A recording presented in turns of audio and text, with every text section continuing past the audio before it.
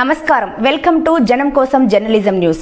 హనుమకొండ జిల్లా సాయంపేట మండలం Jogampalli Chalivagu project pump house వద్ద టీఆర్ఎస్ పార్టీ ఆధ్వర్యంలో ధర్నా చేపట్టారు. ఈ ధర్నా కార్యక్రమంలో స్థానిక మాజీ ఎమ్మెల్యే గండ్ర వెంకటరమణారెడ్డి పాల్గొన్నారు. చలివాగు ప్రాజెక్టు నుండి నీటిని పైకి తరలించడం ద్వారా స్థానికంగా ఉన్న పంట పొలాలు ఎండిపోయే దశకు చేరుకున్నాయని ఆగ్రహం వ్యక్తం చేశారు. చలివాగు ప్రాజెక్టులో సుమారు 15 ఫీట్ల నీటి సామర్థ్యం నిర్వహించిన తర్వాతే పంపింగ్ కొనసాగించాలంటూ డిమాండ్ చేశారు. సంఘటనా స్థలానికి చేరుకున్న ఈ సున్నిత 15 ఫీట్ల నీటి సామర్థ్యాన్ని నిల్వ ఉంచుతామని హామీ ఇవ్వడంతో ఆందోళన విరమించేశారు. పంప్ హౌస్ వద్ద ఎలాంటి అవాంఛనీయ సంఘటనలు చోటు చేసుకుండా స్థానిక పోలీసులు భారీ బందోబస్తు నిర్వహించారు. PBM 30 తర్వాత తమకు రావాల్సిన వాటాను అందించే దిశగా అధికారులు చర్యలు చేపట్టాలంటూ మాజీ ఎమ్మెల్యే గండ్ర వెంకటరమణారెడ్డి డిమాండ్ చేశారు. అధికారంలో వచ్చిన కాంగ్రెస్ పార్టీ స్థానిక ఎమ్మెల్యే రైతుల సమస్యలు పట్టించుకోవడం లేదంటూ విమర్శించారు.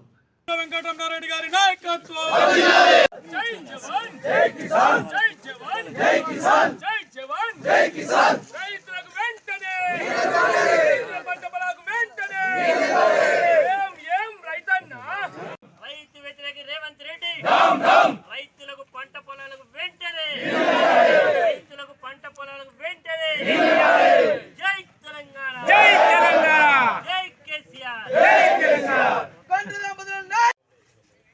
అరే మీరేమో అట్లా కాదండి, ఇక్కడ మినిమం ఒక్క నిమిషం సి గారు 15 ఫీట్స్ మీరు పెట్టుకొని మీరు ఒకసారి 15 ఫీట్స్ మెయింటైన్ చేసి మీరు నీళ్ళు తీసుకుపోండి. ఇక్కడ 10 ఫీట్లు ఉన్నాయి, ఇప్పుడు 10 ఫీట్లు ఉన్నాయి, 10 ఫీట్స్ ఉన్నాయి వాటర్. నాకు ఆ లెవెల్గా నాకు 211 నాకు ఆ లెవెల్ ముచ్చట నాకు లెక్క మామూలు రైతు లెక్క చెప్తున్నా. మా లెక్క 10 ఫీట్లు 11 ఫీట్లు 12 ఫీట్లు 14 ఫీట్లు 15 ఫీట్లు 16 ఫీట్లు 17 ఫీట్లు 18 ఫీట్లు లెక్క మాది. మీరు ఇప్పుడు ఉన్నాయి 10 ఫీట్లు ఉన్నాయి, రేపటి ఇంకొక రోజు అయితే మొత్తానికి తూముడు ఎత్తిపోయే పరిస్థితి ఉన్నది. ఇప్పుడు పరకాల డ్రింకింగ్ వాటర్ ఎట్లా, భూపాలపల్లికి ఇక్కడ నీళ్ళ పరిస్థితి ఎట్లా, మీరు ఇంత చెప్పండి.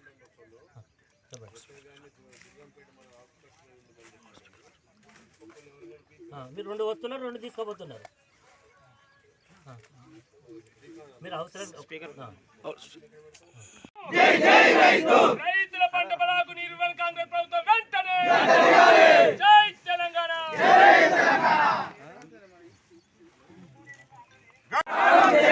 సాగు నీరు కావాలంటే రైతుల పంట పొలాలకు నీరు రాష్ట్ర ప్రభుత్వం వెంటనే.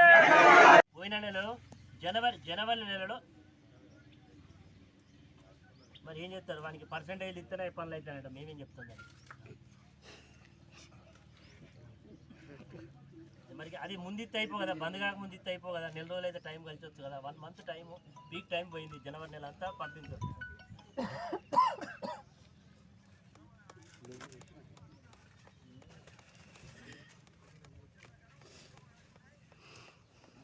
వినండి సి గారు, ఆ రోజు అసలు తెలుగుదేశం గవర్నమెంట్ ఉన్నప్పుడు ఇక్కడ లిఫ్ట్ పెట్టకపోతే మేము పెద్ద ఎత్తున యాజిటేషన్ చేసి ఇక్కడ కూడా ఒక pump house Chalivagu Godavari water వచ్చి నీళ్ళ పడితే మాకు ఇప్పటికీ 2 పంటలు పండుతాయి అనేటువంటి ఆశతో రైతులు ఆ రోజు పెద్ద ఉద్యమం చేసి దాన్ని సాధించుకున్నారు.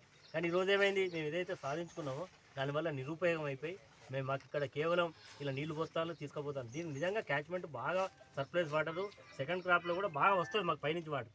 కానీ మీరు తీసుకుపోతున్నారు, వేస్తుంటే తీసుకుపోతుంది తప్ప మాకైతే దీనివల్ల ఏం ప్రయోజనం లేదు. మీరు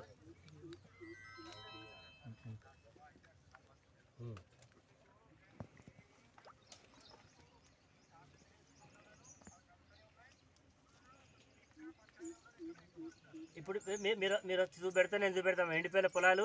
ఇప్పుడు మీరు మీడియా వాళ్ళందరూ కూడా ఉన్నారు, నేను తీసుకుపోతా మా పొలాలు ఎట్లా ఎండిపోయినా.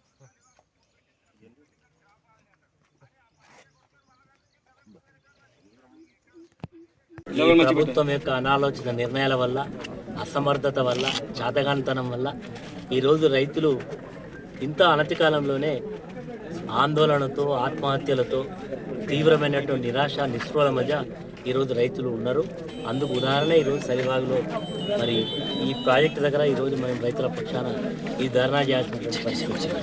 ఎందుకు చెప్తున్నాం అనాలోచితం అంటే, జనవరి నెలలో అసలు పంపింగే జరగలేదు.